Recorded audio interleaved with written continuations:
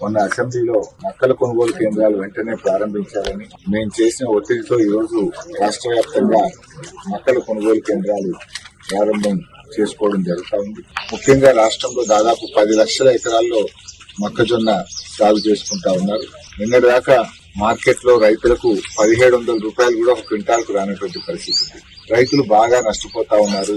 2400 మద్దతు ధర ఉంటే 1600-1700కే మొక్కలు అమ్ముకుంటా ఉన్నారు. ఈ పరిస్థితుల్లో రైతులు నష్టపోవద్దు, వెంటనే కొనుగోలు కేంద్రాలు స్టార్ట్ చేయాలని మన అసెంబ్లీలో గట్టిగా ఒత్తిడి చేయడం జరిగింది.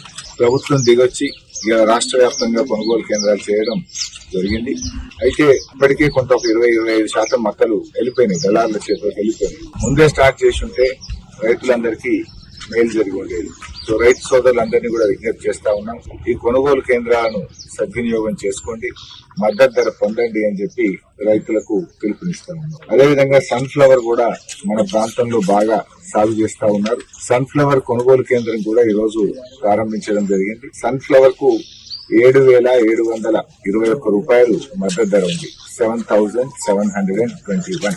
సన్ఫ్లవర్ రైతులు కూడా మరి ఈ కొనుగోలు కేంద్రాలు సద్వినియోగం చేసుకుని మంచి ఆదాయాన్ని పొందాలని చెప్పి కూడా రైతులకు పిలుపునిస్తా ఉన్నాం.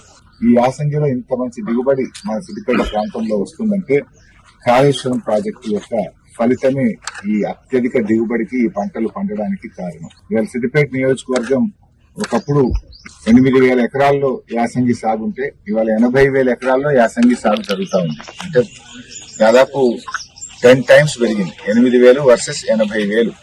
అంటే ఇంత సాగు పెరగడానికి కారణం మరి కాళేశ్వరం జలాలు. నాకు బాగా గుర్తు, 2005వ సంవత్సరంలో కరువు వచ్చింది.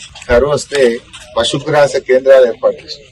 చిన్న కోడూరులో, రాజగోపాల్పేటలో, నంగునూరులో పశుగ్రాస కేంద్రాలు పెట్టారు. అంటే పశువులను బతికించడానికి 40 లక్షల మెట్రిక్ టన్నుల గడ్డి తెచ్చి రైతులకు సప్లై చేసినారు. అంటే పశువులను బతికించడానికే గడ్డి తెచ్చుకున్నాం ఆంధ్రాకి.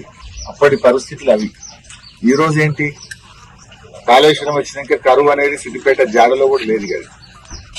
కాలమైనా కాకపోయినా 2 పంటలు పండుతూ బంగారమౌళి ప్రాంతంలో రైతులు పంటలు పండిస్తున్నారు. ఒకప్పుడు తాగడానికి నీళ్లు లేక, పశువులకు గడ్డి లేక, కరువుతో అల్లాడినటువంటి ప్రాంతానికి కాళేశ్వరం ప్రాజెక్టు ఒక వరం.